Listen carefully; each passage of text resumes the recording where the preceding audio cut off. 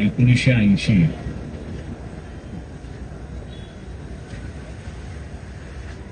साली जे आहे ते मंडल आयोग अहवाल तयार झाला, तो सादर करणार.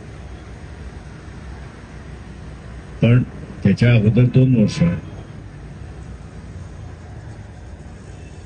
78 पासून मंडल आयोग नेमण्यात आला, दौरे झाले, सगळे झाले. त्या आयोगाची जी नाळ जुळली ती आज तागायत.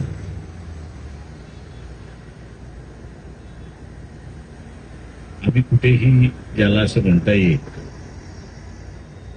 की मंडलच्या विरोधात भूमिका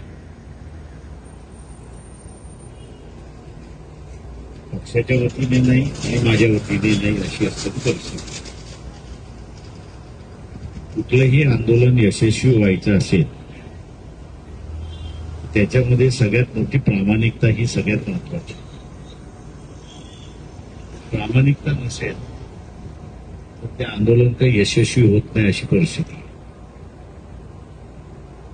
तेव्हा ओबीसी समूहामधले ज्या सगळ्या घटक आहेत त्यांनी असणारा स्वतःहून स्वतःला विचारलं पाहिजे की माझं धडसोड धोरण राहिलेलं आहे का. हे धडसोड धोरण जर राहिलं असेल तर मग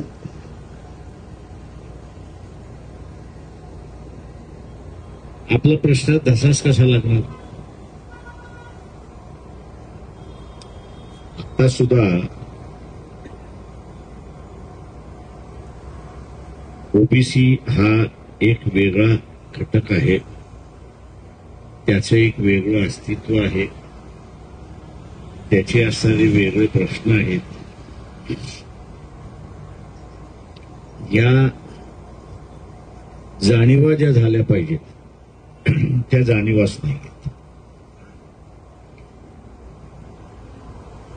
आणि म्हणून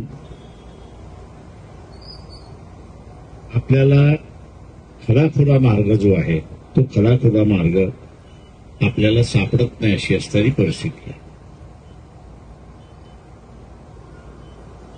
ओबीसीचे जेवढे नेते आहेत ते सगळ्यांनी पहिल्यांदा तपासून बघितलं पाहिजे. कारण मी आता गव्हाणकरांशी असणारा तो अधिकार वापरू शकतो याचं कारण की फार जुने संबंध आहेत. पण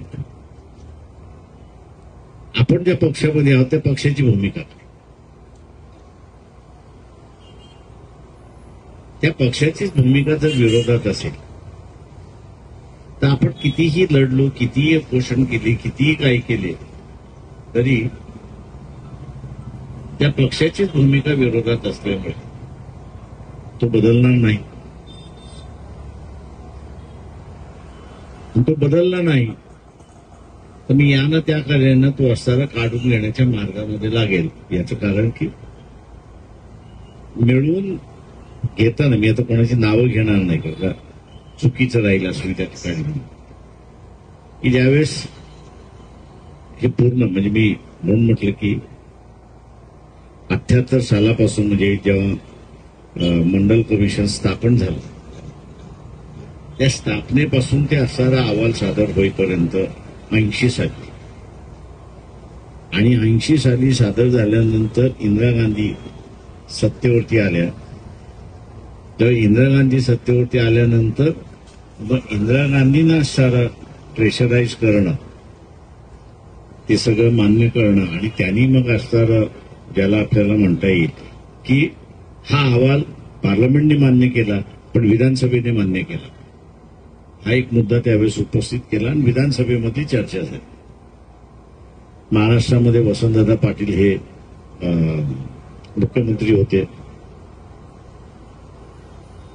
माझ्या वडिलांचे ते असणारे अत्यंत जवळचे मित्र असल्यामुळे दादांना म्हटलं मी तुम्ही काय करणार अहवाल थोडी चर्चेला द्यायचा असतो, ठराव झाला म्हणून सांगून द्यायचा. तर म्हणलं तू काय ठराव ना मंजूर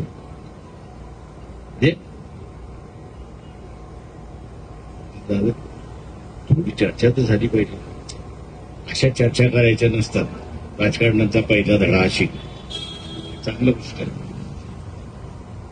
अंगावरचे काही ओढून घ्यायचं नसतं. म्हणजे हा जो सगळा सांगण्याचा हेतू आहे त्याच्यामध्ये की पक्ष हा जर बरोबर असेल तर प्रश्न सोडवला.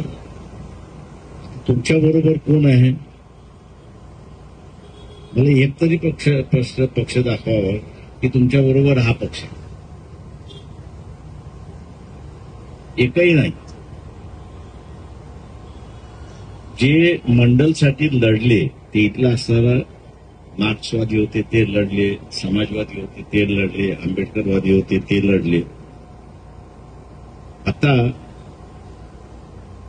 त्या काळापासून आजच्या काळामध्ये आपण असणारा पाहिलं तर सगळ्या ओबीसीने याच पक्षांना संपवण्याचं भूमिका घेतली. आज विचारित ते संपले. कम्युनिस्ट फक्त असणारा केरळमध्ये राहिलेले आहेत. उरलेल्या ठिकाणी कामगार चळवळी चालवतात, नाही तर दुसरं नाही.